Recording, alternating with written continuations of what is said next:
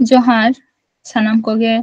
ᱱᱚᱣᱟ ᱜᱟᱛᱮ ᱜᱟᱫᱮᱞ ᱠᱳᱪᱤᱝ ᱥᱮᱱᱴᱟᱨ ᱯᱟᱦᱴᱟ ᱥᱮᱫ ᱠᱷᱚᱱ ᱥᱟᱹᱜᱩᱱ ᱥᱤᱸᱜᱟᱹᱲ ᱟᱨ ᱟᱥᱚᱜ ᱠᱟᱹᱱᱟᱹᱧ ᱥᱟᱱᱟᱢ ᱠᱚᱜᱮ ᱡᱮ ᱱᱟᱯᱟᱭ ᱛᱮᱜᱮ ᱢᱮᱱᱟᱜ ᱵᱚᱱᱟ᱾ ᱛᱚ ᱛᱤᱦᱤᱧᱟᱜ ᱱᱚᱣᱟ ᱠᱞᱟᱥ ᱨᱮ ᱵᱟᱹᱠᱤ ᱡᱟᱦᱟᱸ ᱥᱤᱱᱳᱱᱤᱢᱥ ko ᱢᱮᱱᱟᱜᱼᱟ ᱚᱱᱟ ᱠᱚᱵᱚᱱ ᱯᱟᱲᱦᱟᱜᱼᱟ᱾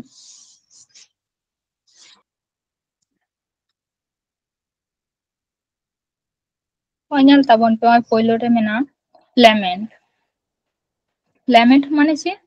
সরো সে মৌন সে গ্রিপ যাহা দো দুঃখ। তো যাহা দুঃখ কথা ওনা দো ল্যামেন্ট কানা। ল্যামেন্ট মানে দো সরো মৌন গ্রিপ নয়া। নেক্সট ᱧᱮᱞ ᱯᱮ লিবারেল। লিবারেল মানে চেয়ে জেনারাস কাইন্ড টলারেন্ট পারমিসিভ।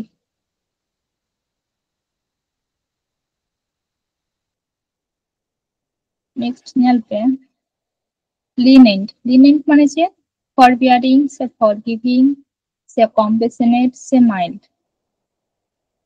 যাহা দো মৃদুময় যাহা দো আর কি যাহাই ক্ষমা কায়াম নঙ্কা। নেক্সট ᱧᱮᱞ ᱯᱮ লেদারজি মানে চেয়ে লেজিনেস স্টুপার স্লাজিফনেস সে আইডলনেস যাহা দো মানে অলস কথা বন বুঝা। তো লেদারজি মানে অলস বন বুঝা। নেক্সট লাইকনেস মানে চেয়ে সিমিলারিটি রিসেম্বলেন্স সে এফিনিটি যাহা দো একই বন বুঝা। সিমিলারিটি লাইক as like যেমন বন লয়া তো ওনাগে সিমিলারিটি। নেক্সট ᱧᱮᱞ ᱛᱟᱵᱚᱱ ᱯᱮ লাইভলি। লাইভলি মানে সে অ্যাক্টিভ enthusiastic से एजिल से बिक्स जहाँ तो काटा लय जहाँ तो जुदी जहाँ से रे ठीक করে তাহেনা যতই খেয়ালা নয়তো লাইভলি প্রেজেন্ট তাহেনা আর কি। দেন ᱧᱮᱞ ᱯᱮ লয়াল। লয়াল মানে সে ডিভোটেড সে ফেথফুল সে ট্রাস্টওয়ার্দি সে অনেস্ট जहाँ दा আর কি বিশ্বাস জনক মেটান জাহায় তো উনি তো লয়াল তো ওনাগে বিশ্বাসজনক যাহা দো লয়াল ওনা মানে নওয়া ko। তারপরে ᱧᱮᱞ ᱯᱮ মিক্টি মানে চেয়ে স্মল টিনি সে ইনএডিকুয়েট সে স্ক্যান্টি যাহা তো ক্ষুদ্র কোন বুঝা মিক্টি মানে। তারপরে মিন। মিন মানে চেয়ে লো পেটি অ্যাবজেক্ট সেলফিশ নঙ্কা যাহা দা আর কি মানে নিম্ন কোন বুঝা তো ওনা দো মিন। সেলফিশ মানে বন বাড়াইছে স্বার্থপর তো স্বার্থপর দো চেয়ে মিহরা নিম্নলিখান ব্যবহারটা মানে আদি এটান নিম্নতম ব্যবহার যাহা দা আর কি নাপায় ব্যবহার দো বাং হুডিং খাটো ব্যবহার লে বন সে আদি খাটো ব্যবহার দেয়। नेक्स्ट ᱧᱮᱞ पे मिसरी माने चेन सरो डिस्ट्रेस से एफ्लिक्शन से ग्रीफ जहाँ माने दो सरो से मोर्न जहाँ दो दुख।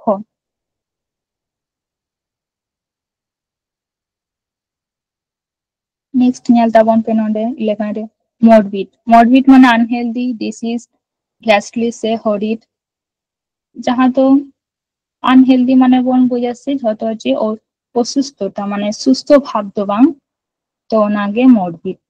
नेक्स्ट ᱧᱮᱞ पे mournful। mournful মানে চেয়ে ᱠᱟᱹᱴᱤᱡ ᱞᱟᱦᱟ ᱜᱮᱵᱚᱱ ᱧᱮᱞ ᱠᱮᱫᱟ ᱡᱮ ᱵᱟᱝᱢᱟ মন ᱚᱸᱰᱮ ᱠᱷᱚᱱ ᱜᱮ mournful মন মানে চেয়ে বন ᱧᱮᱞ ᱞᱮᱫᱟ ᱡᱮ ᱵᱟᱝᱢᱟ দুঃখ তো ওনাগে দুঃখ ভরা যাহা তো স্যাড সরো গ্লুমি ডিজেক্টেড। নেক্সট ᱧᱮল पे মাইটি। মাইটি মানে পাওয়ারফুল মেসিভ স্ট্রং অ্যালমাইটি যাহা তো শক্তিশালী সে কঠিন মেটান কঠিন অবস্থায় তো মাইটি মেটান সিচুয়েশন তো ওনাগে powerful massive strong almighty। Next ᱧᱮᱞ ताबन पे मेलाइस মানে চেন bitterness spite से ill will से rancor से malevolence যাহা তো নাপাই দো বাং মেলাইস মানে। और ᱧᱮᱞ पे bitter। bitter মানে তো চেন মেটান খারাপ তো ওনাগে মেলাইস মানে নাপাই দো বাং। नेक्स्ट ᱧᱮल पे melancholy মানে gloomy sadness sorrow dejected নোয়া হো মন যাহা তো দুঃখ melancholy মানে হয় দুঃখ। नेक्स्ट नोडे ñel पे मैग्निफिसेंट माने स्प्लेंडिड ग्रैंड गुड ग्लोरियस जहां दो मिटन लay ताबन पे ᱚᱠᱚᱭ ᱪᱮᱫ ᱞᱟᱹᱭᱫᱟ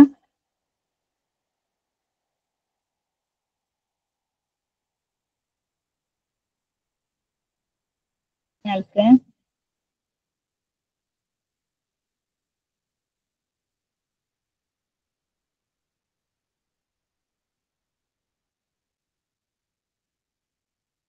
जहां माने तो नापाय मैग्निफिसेंट माने नापाय तो ओनागे splendid grand good glorious glorious माने तो चेत जहां दो मिटन लाहा लेकान जहां अवस्था तहन कना ओना खन हा आबार नापाय से टाका चला कना लाहा गुण खन नापाय गुण जहां जदि अचीव करे तार माने उनी दो ग्लोरियस कनाय तो ओनागे मैग्निफिसेंट माने नापाय नेक्स्ट ñel पे नोटोरियस नोटोरियस माने चेत इनफेमास डिसोनारेबल फ्लैचरेंट से ब्लेटेंट जहां दो आरकी विख्यात ना अपोजिट जहां दो आरकी विख्यात माने जहां जदि फेम बनुत तया ताले ओनागे इनफेमास माने नोटोरियस नेक्स्ट ñel ताबन पे नोटेबल नोटेबल माने मेमोरेबल रिमार्केबल से रिनाउंड से इमिनेंट पढ़ाबन से नोट ñel कदाबन तो पढ़ा रे तहना चेत नोट তাহলে নোট মানে তো হচ্ছে আমার তো নোট ধকা আমি সে দিশে ধকা আমি নোটিস নোট মানে লক্ষ্য সে দিশে ধকা ওনাগে নোটেবল মানে তো দিশে ধকা নেক্সট নিয়ে তাবন তো অবসেন্স মানে ফিলথি সে ইনডিসেন্ট সে অফুলি সে বডি সে ভালগার সে গ্রস সে ক্রুড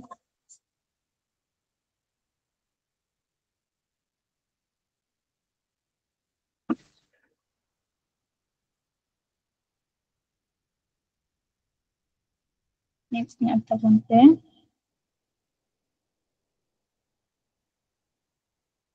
obsolete মানে antiquate old fashioned extinct outworn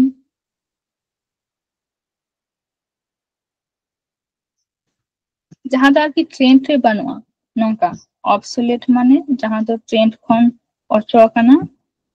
ताले ओना दो एंटिक्वेट ओल्ड फैशन एक्सटिंक्ट माने बाती लगाना आरकी तो ओना दो ऑब्सोलेट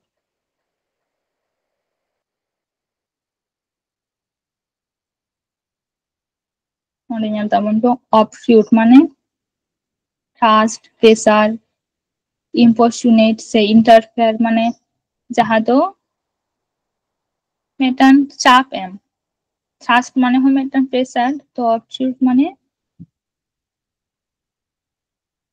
ना दो चाप एम तारपरे ñel पे ऑब्लिटरेट माने चे डिस्ट्रॉय डिफेक्ट से डेमोलिश से इरेज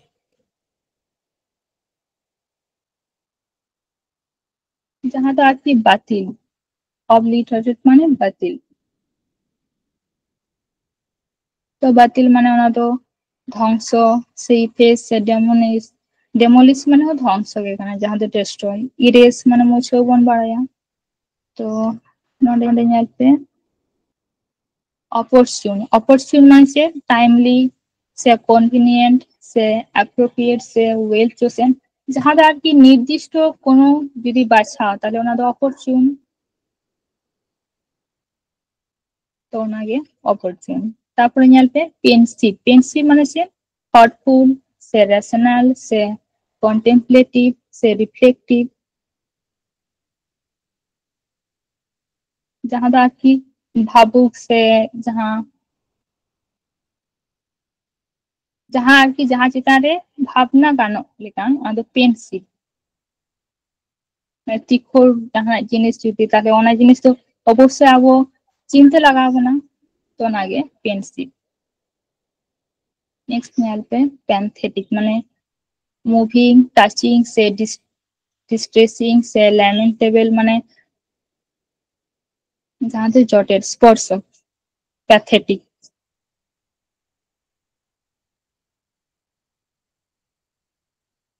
नेक्स्ट ᱧᱮᱞ ᱛᱟᱵᱚᱱ ᱯᱮ pious माने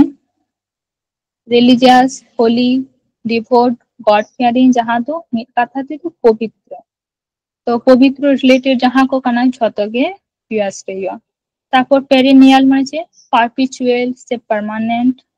से long lasting से constant जहाँ तो চিরস্থায়ী আর কি पेरिनियल माने मित कथा ते চিরস্থায়ী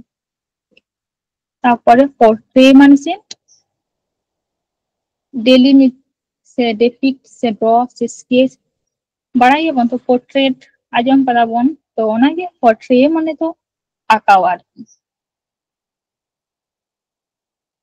नेक्स्ट ᱧᱮᱞ पे possess possess have own acquire से occupy से seize जहाँ माने तो have माने सिर्फ अधिकार से अधिक तो जहाँ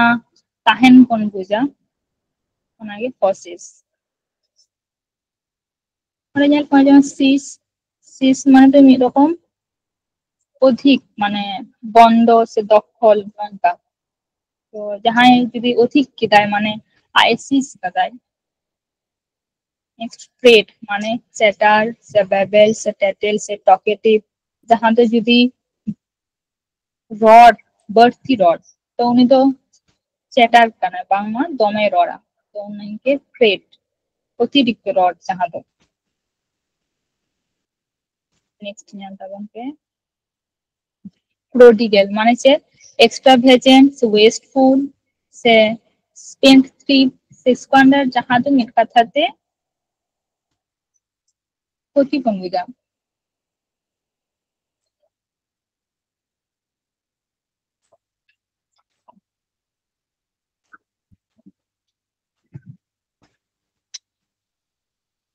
से जहाँ অপচয় সে অপব্যয় মানে বাড়তি ইউজ আর কি नेक्स्ट ᱧᱮᱞ पे प्रिकोसियस মানে যে প্রিমেচিওর से फॉरवर्ड से एडवांस से डेवलप जहाँ दो আর কি जहाँ সময় অনেকক্ষণ হলো লাহারে আর কি जहाँ যদি জ্ঞান আর্জাও করা তাহলে সে লাহারে মেচিওর পি মানে আগে আর মেচিওর কথা ছোট রায়া মেটান मेच्योरिटी जहाँ दो तो ओनागे तो प्री मेच्योर से फॉरवर्ड प्रिकोसियस माने जहाँ दो लाहाते जहाँ जुदी डेवलप हुआ तारपर ᱧᱮᱞ पे philanthropist माने से altruist से charitable से benevolent से kind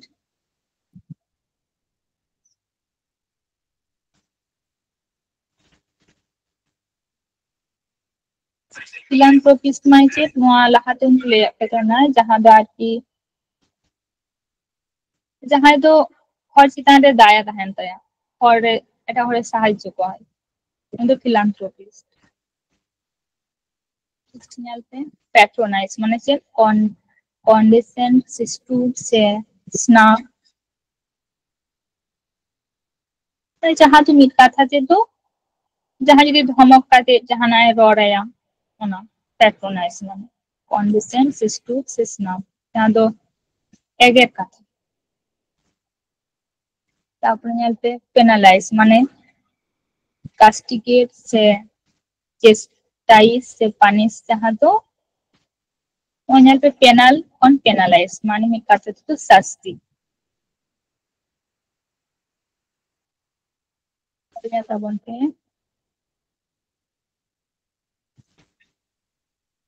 पिक्चरिस्ट माने चार्मिंग पिक्टोरियल से सिनिक से साइलफेंट माने जहाँ ते तो मित कथा ते रस्के মানে মনোরম নৌকান কথা তো पिक्चरिस्ट माने चार्मिंग पिक्टोरियल से साइलफेंट नौका तारপরে ᱧᱮᱞ ᱛᱟᱵᱚᱱ प्रीरोगेटिव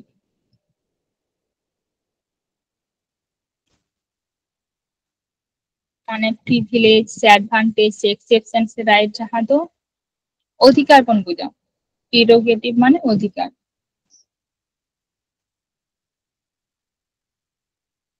তারপর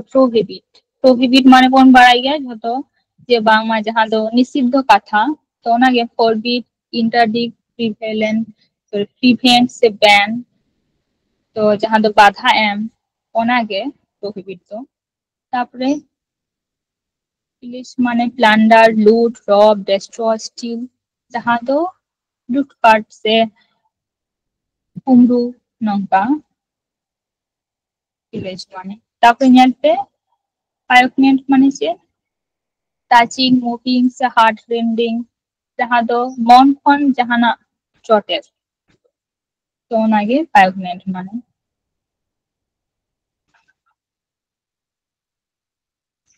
तारपरे नोडे जाते क्वेंट क्वेंट माने चे ঐক্য जहाँ दो मेटान गे जहाँ माने बन बुझा क्वेर ऑड सिंगुलर whimsical नोंका तारपरे जाते क्वेर माने चे क्वीम कैप्रिस फैंसी peculiarity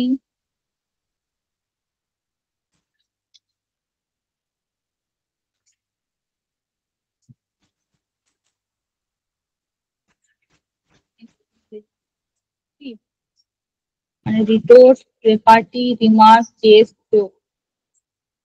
हाँ तो आज की कौतुक से जहाँ जुदी जोक काय तो ना दो क्विप তারপর কোয়ারেন্টাইন কোয়ারেন্টাইন মানে তো আলাদা খাদ্য হোক তাহলে সেপারেটেড আইসোলেটেড সে রেস্টুরেন্ট তারপর কোয়াল মানে হচ্ছে স্কার্পেল সে ডাউট সে আনসার্টেন সে সাসপিশন जहाँ दो আর কি দ্বিধা যদি যাহা তাহে না কোনো সন্দেহ তাহে না তো কোয়াল নেক্সট queer মানে হচ্ছে স্ট্রেঞ্জ অড ইনডিফারেন্ট ওয়ার্ড মানে যাহা দো এটা আশ্চর্যজনক আলাদা ওনাকে queer মানে তারপর কোশ্চেনেবল কোশ্চেন খন কোশ্চেনেবল হয় কেন তো ওনাকে ডাউটেবল ডিসপিউটেবল সে অ্যাকাউন্টেবল সে অবজেকশনেবল যাহা দো আর কি কোনো যদি প্রশ্ন থাকে না তাহলে যাহা হচ্ছে তাহলে যদি কোনো সন্দেহ থাকে না ওনাকে কোশ্চেন করলো নেক্সট কোয়েস্ট হচ্ছে সার্চ পারসিউট সে ইন্টেন্সিটি সে ক্রুসেড जहाँ तो आपकी तलाश पांजा क्वेस्ट क्वेश्चन কোন क्वेस्ट তাহলে जहाँ পারেতে যদি তলাশা তাহলে ওনাকে क्वेस्ट নেক্সট নিয়ে ফিট মানে অ্যালাইভ সুইফট কিন ফাস্ট जहाँ তো দ্রুত বন্ধু যে হাড়ি ফিট তারপরে জানতে রেডিয়েন্ট মানে ব্রিলিয়েন্ট ব্রাইট ইন্টেলিজেন্ট বিবিম जहाँ তো তীক্ষ্ণ এটা উজ্জ্বলময় নঙ্কানা আমাদের রেডিয়েন্ট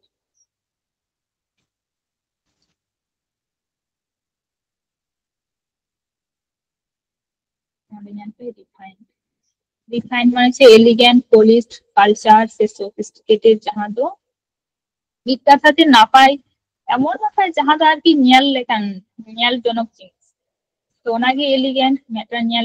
নিয়াল জনক জিনিস যাহা তো এলিগ্যান্ট ওনাদের পলিশ করা জিনিস না যাহা জিনিস যদি পলিশ করে তাহলে মানে তো ওনাদের চকচক আছে কালচার কালচার মানে যে সাংস্কৃতিক তো সাংস্কৃতিক জিনিস তো কোন নিয়াল গিয়া অনসফিস্টিকেটেড তাহলে ধর্মীয় ভাব কোনো যদি কমি তাহলে ওনাকে রিফাইন্ড মানে তো rebellion mutiny revolt struggle fight যাহা তো যুদ্ধ লড়াই বন বুঝা তারপরে জানতে রিটিরেট মানে সে রিপিট ডু ইট अगेन সে রিরাইট সে এমফাসিস যাহা তো বারবার কমি তখন আগে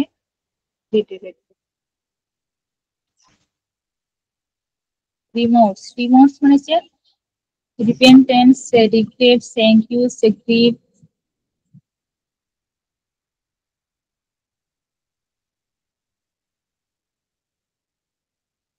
नोडे को मेटा के जिसे बोलते हैं रिग्रेट মানে কোন বাড়ায় যে অনুশোচনা যাহা চিতারে যদি কোনো দ্বিধা তাহেন তায়া তাহলে ওনাকে রিগ্রেট আয়নি বাতিলাই তো ওনাকে রিমোর্স মানে অনুশোচনা তারপর নিয়ালপে রিনোন রিনোন মানে সে রিপুটেশন সে ফেম সে ফেমাস সে ডিস্টিংগুইশ তাহা তো খ্যাতি রিনোন মানে খ্যাতি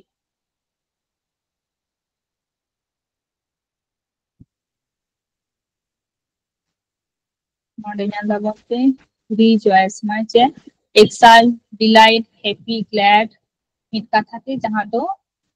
ᱨᱟᱹᱥᱠᱟᱹ ᱵᱚᱱ ᱵᱩᱡᱟ happy rejoice মানে তারপর ñel pe relevant মানে সে execute সে applicable সে pertinent সে implement যাহা দ্বারা কি প্রযোজ্য নাকি relevant তারপর ñel pe resistance মানে opposition hindrance combat struggle যাহা দো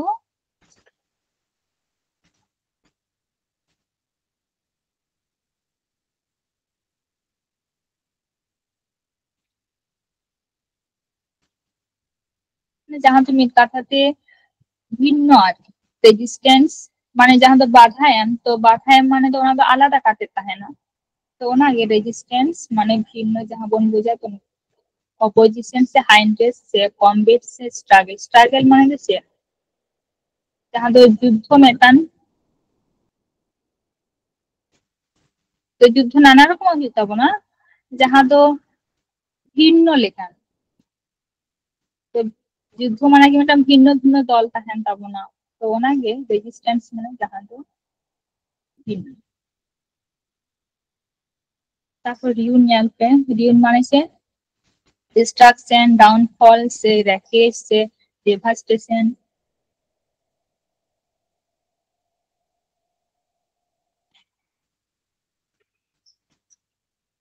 destruction তো কখন হয় না construction construction মানে কোন বারে যেছে যত যে গঠন মানে তৈরি করা তো ওনার অপোজিট destruction যাহা তো ধ্বংস তো রিউন দিছে তো কাপে যত ধ্বংস কানা যাহা তো ওনাকে ডাউনফল wreckage से devastation তারপরে ñalতে rigid মানে stiff sand building stone যাহা তো মিন কথাতে শক্ত কোন বুঝা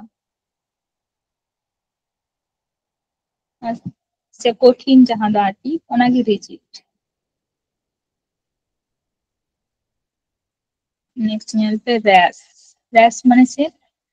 impetuous से hasty से foolhardy से impulsive से heedless से brash से hurry जहाँ तो দ্রুত বন বুঝা মানে আদি হুড়মুড় কাতে জাহান কমি ওনাকে র‍্যাশ তারপর রিফিউট মানে যে ডিসপ্রুভ আনসার সে ডিনাই যাহা তো অস্বীকার করা ওনাকে রিফিউট তারপর রিকোচেট মানে যে রিবাউন্ড রিফ্লেক্ট বাউন্স ক্যারম যাহা দো আর কি মেটান জায়গা খন আর মেটান জায়গা চালা সে ছিটকে যাওয়া যাহা দো বন মেনা ওনাকে রিকোচেট মানে তো ছিটকে যাওয়া তো ñel पे যেমন ক্যারম ক্যারম খেলবে যেমন বন ñel करा से মেটান জায়গা খন আর মেটান को রিকো चला तो ওনাকে দিছে তো কাফি রিকোচেট মানে তো মেটান জায়গা খন আর মেটান জায়গা চালা রাট মানে से ग्रुप से फॉलो से फेरू से हैबिट से कोर्स से रूटीन से प्रैक्टिस जहाँ दो मेटन कमी रे एक ही रकम प्रैक्टिस लगा के ताहेन ওনাকে মানে ফলো মানে যদি কোন বলে গর্ত ফেরো মানে হল এরকম যাহা দো আর কি খাঁজ কাটা দাগ তো ওনাকে রাট মানে তো जिसे ধো কাপে एक ही रकम लगातार कमी रूरल माने चे सबअर्बन से रास्टिक से एग्रारियन से कंट्री जहाँ दो ग्रामीण से देशियो रूरल माने আমাদের জানতে বলতে রেডিক্যাল রেডিক্যাল মানে হচ্ছে fundamental native original extreme progressive সে রেবেলিয়াস রিমি মানে ফস্টি হেজি ব্লাড ফস্টি ñel kata betul যখন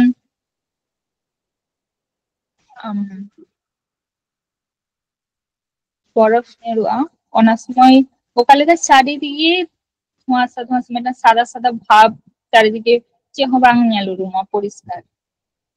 তো ওনাকে হালকা হালকা আবছা ভাব আমাদের রিমি नेक्स्ट यहाँ पे रिमोट रिमोट माने फार डिस्टेंट इंटीरियर प्लेस अलूप जहाँ तो संगीन রিমোট মানে সাঙ্গিন বন বোঝায়। তারপর রিডিকুলাস মানে যে অ্যাবসার্ড, সিলি, কমিক্যাল সে লুডিক্রাস মানে যাহা দো ᱢᱤᱫ ᱠᱟᱛᱷᱟ ᱛᱮ ᱢᱤᱫᱴᱟᱝ ᱡᱟᱦᱟᱸ ᱞᱟᱸᱫᱟ ᱡᱚᱱᱚᱠ ᱢᱤᱫᱴᱟᱝ ᱠᱳᱱᱳ ᱡᱩᱫᱤ ᱱᱟᱯᱟᱭᱟᱜ ᱫᱚ ᱵᱟᱝ ᱞᱟᱸᱫᱟ ᱡᱚᱱᱚᱠ ᱢᱤᱫᱴᱟᱝ ᱠᱟᱹᱢᱤ ᱠᱟᱱᱟ, ᱚᱱᱟ ᱫᱚ রিডিকুলাস। তারপর সেন, সেন মানে ওয়াইজ, সেন্সিবল, সাউন্ড, ব্যালেন্স, যাহা দো বুদ্ধিমান বন বোঝা সেন মানে। নেক্সট মেল पे सेचिएट, सेचिएट মানে যে স্যাটিসফাই, সে সার্কিট, সে গ্লাড, সে হ্যাপি, যাহা ᱫᱚ ᱟᱨᱠᱤ ᱵᱷᱚᱨᱯᱩᱨ ᱵᱚᱱ ᱵᱩᱡᱟ, ᱡᱮᱢᱚᱱ ᱞᱟᱦᱟᱛᱮᱧ ᱯᱟᱲᱦᱟᱣ ᱞᱮᱫ ᱯᱮᱭᱟ ᱡᱟᱦᱟᱸᱭ ᱡᱩᱫᱤ ᱡᱚᱢ ᱠᱟᱛᱮ ᱟᱡ ᱛৃপ্তি ᱞᱟᱡ ᱵᱤ ᱠᱟᱱ ᱛᱟᱭᱟ ᱛᱟᱦᱞᱮ ᱚᱱᱟᱜᱮ ᱥᱮᱪᱮᱫ ᱢᱟᱱᱮ। ᱥᱮᱠᱨᱮᱴ মানে যে হোলি, সে কনসিক্রেটেড, সে বেস্ট, সে ডিভাইন, যাহা ᱫᱚ পবিত্র বন বোঝা। নেক্সট স্ক্যান্টি মানে মিকটি, স্লেন্ডার, ইনসাফিসিয়েন্ট, লিমিটেড, ᱠᱟᱹᱴᱤᱡ ᱞᱟᱦᱟ ᱜᱤᱧ ᱯᱟᱲᱦᱟᱣ ᱠᱮᱫ ᱯᱮᱭᱟ, ᱡᱟᱦᱟᱸ ᱫᱚ ᱢᱤᱠᱴᱤ মানে ᱩᱱᱫᱚ ᱛᱟᱦᱮᱸ ᱠᱟᱱᱟ ᱥᱢᱚᱞ, ᱴᱤᱱᱤ, ᱡᱟᱦᱟᱸ ᱫᱚ ᱢᱤᱫᱴᱟᱝ ᱵᱚᱱ ᱵᱩᱡᱟ ᱡᱮ ᱵᱟᱝᱢᱟ ᱠᱚᱢ ᱨᱮᱱᱟᱜ ᱠᱟᱛᱷᱟ, ᱡᱮ ᱱᱤর্দিষ্ট ᱢᱤᱫᱴᱟᱝ ᱡᱟᱦᱟᱸ ᱠᱟᱱᱟ ᱚᱱᱟ, ᱛᱚ ᱚᱱᱟᱜᱮ স্ক্যান্টি মানে নির্দিষ্ট।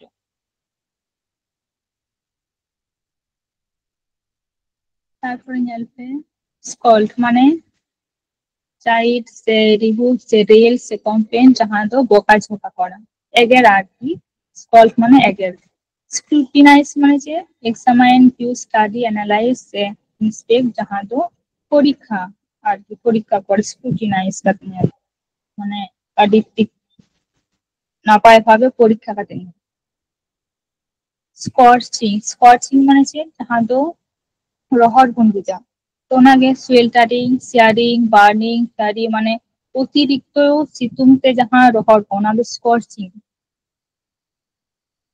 তারপর স্প্রাই মানে যে nimble, agile, animated, brisk, lively, quick,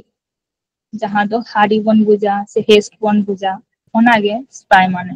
দ্রুত যাহা দো। তারপর স্ট্যাটিউট মানে law, decree, ordinance, edict, rule, act, bill, যাহা দো মানে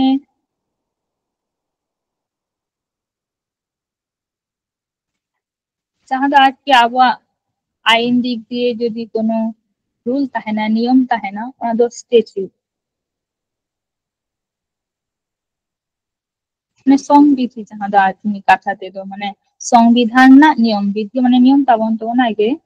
ᱡᱟᱦᱟᱸ ᱫᱚ নিয়ম ᱠᱟᱛᱷᱟ ᱠᱚ, ᱛᱚ ᱚᱱᱟᱜᱮ law, decree, ordinance, edict, rule, act, bill. তারপরে ñel pe স্পিচুলেশন মানে প্রি রিকুইসাইট, সে কন্ডিশন, সে কোয়ালিফিকেশন, সে রিকোয়ারমেন্ট, সে ক্লজ।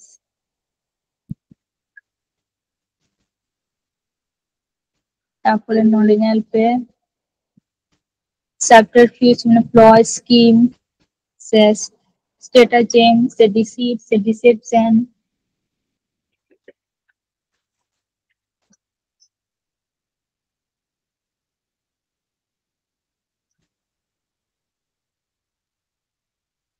ডিসিট ওয়ার্ড লাহা ᱛᱮᱵᱚᱱ ᱯᱟᱲᱦᱟᱣ ᱞᱮᱫᱟ, ডিসিট ওয়ার্ড মানে ᱪᱮᱫ ᱛᱟᱦᱮᱸ ᱠᱟᱱᱟ, ᱡᱟᱦᱟᱸ ᱫᱚ ᱯᱨᱚᱛᱟᱨᱚᱱᱟ, তো ওনাকে সাবটারফিউজ মানে কে ᱵᱤᱥᱤᱨ ᱵᱷᱟᱜᱽ যে কোনো ছল সে কোনো প্যাচ কাটা মানে ছলনা কাটায়, ᱡᱟᱦᱟᱸ ᱫᱚ ᱢᱤᱫᱴᱟᱝ ᱠᱟᱹᱢᱤ ᱢᱮᱱᱛᱮ ᱟᱨ ᱢᱤᱫᱴᱟᱝ ᱠᱟᱹᱢᱤ ᱡᱟᱦᱟᱸᱭ ᱡᱩᱫᱤ ᱩᱠᱩ ᱠᱟᱛᱮ ᱞᱟᱹᱭᱟ, ᱡᱟᱦᱟᱸ ᱫᱚ ᱟᱨᱠᱤ ᱪᱷᱚᱞᱚᱱᱟ ᱠᱟᱛᱮ ᱠᱟᱹᱢᱤ ᱦᱚᱪᱚ ᱠᱟᱭ ᱡᱟᱦᱟᱸᱭ, ᱛᱚ ᱚᱱᱟᱜᱮ ᱥᱮ ᱯᱨᱚᱛᱟᱨᱚণᱟ ᱠᱟᱹᱢᱤ ᱡᱟᱦᱟᱸ ᱫᱚ ᱚᱱᱟᱜᱮ সাবটারফিউজ মানে প্লয়, স্কিম, সে স্ট্র্যাটেজেম, সে ডিসিট, সে ডিসেপশন, প্রতারণা করা যায়।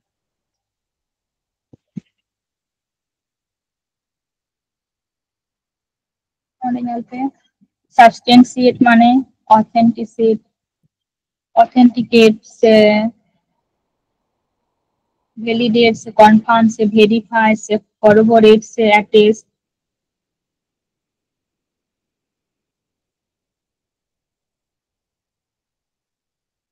সে ভেরিফাই মানে প্রমাণ করা, তো বিশেষ প্রকার সাবস্টেন্সিয়েট মানে যাহা প্রমাণ করা। तो ᱧᱮᱞ ᱯᱮ ᱱᱚᱰᱮ succinct মানে brief, concise से तार से abbreviated जहाँ दो brief মানে যে जहाँ दो আর কি আদি হুডিং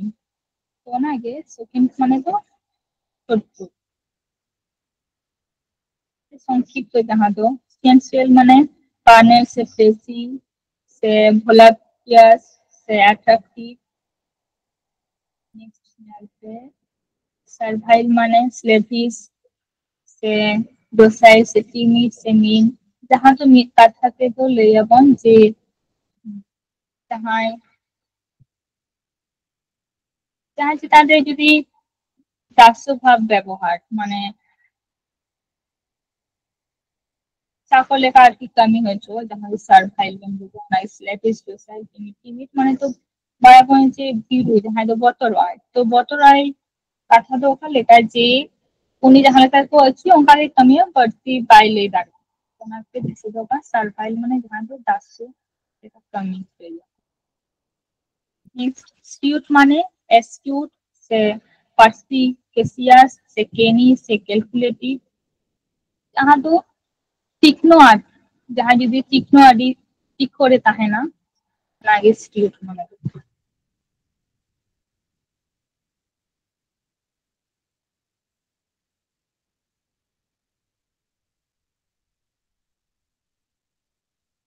एक्सटर्नल पे साई माने बेसफुल कॉपी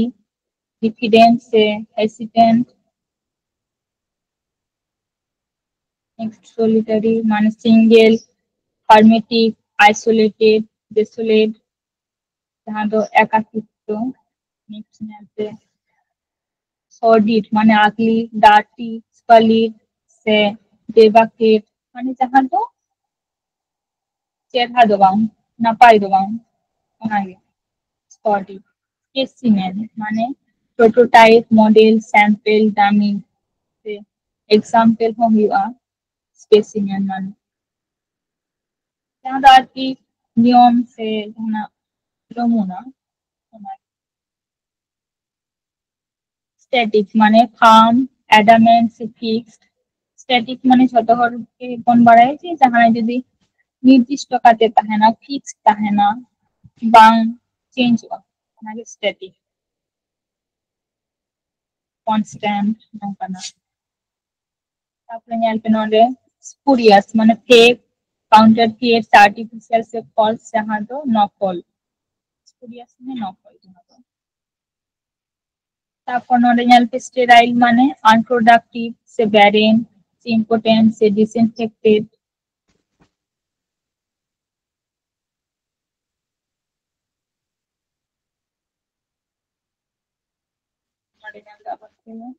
sublime মানে exalted से elevated से improved से magnified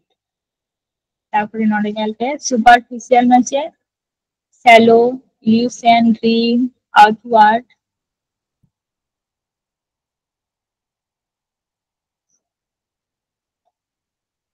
নর্ডিনাল पे synonymous মানে identical equivalent alike similar जहाँ दोनों कहा करना की एक ही रकम नेक्स्ट यहाँ पे टेबू टेबू माने forbidden banned prohibited जहाँ माने तो নিষিদ্ধ করা মানে আলাদা তারপর টিনাসিয়াস মানে ডিসোলিউট persistent অবস্টিনেন্ট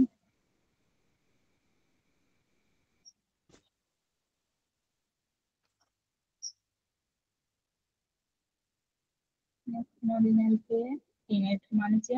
belief conviction dogma ডক্ট্রাইন faith theology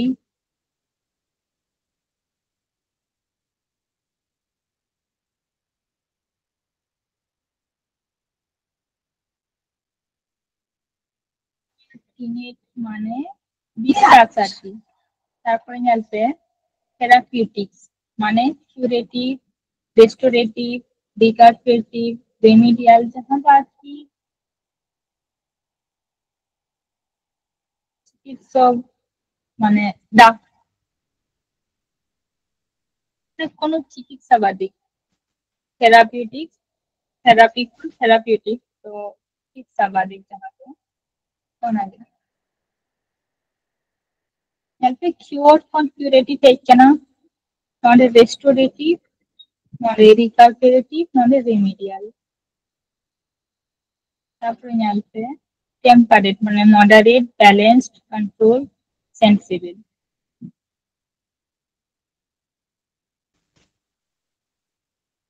not in the बोलते थेराइट মানে स्टोरीज से सक्सीड से ग्रो,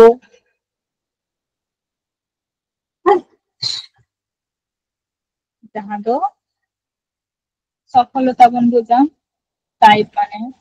তারপরে টেম্পোরাল মানে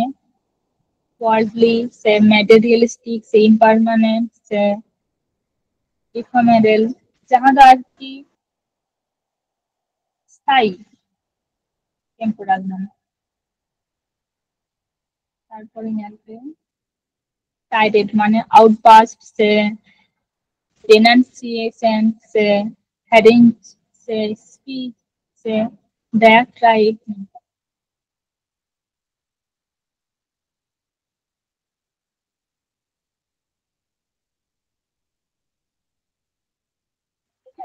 টাইরেট মানে একটা বিশুদ্ধ কাজী আদি উচ্চ রড, টাইরেট। তারপর থ্যাঙ্কফুল মানে বোন বাড়াই গিয়া, গ্রেটফুল, অবলাইজড, সে ইন্ডেপ্টেড, সে অ্যাপ্রিসিয়েটেড। তারপরে টেন্টেটিভ মানে টেম্পোরারি, সে ট্রান্সিটরি, সে ব্রিফ, তাহলে আর কি কিছু সময় ধরে আর কি বেশিক্ষণ সময় না দেওয়া, অনাগে টেন্টেটিভ।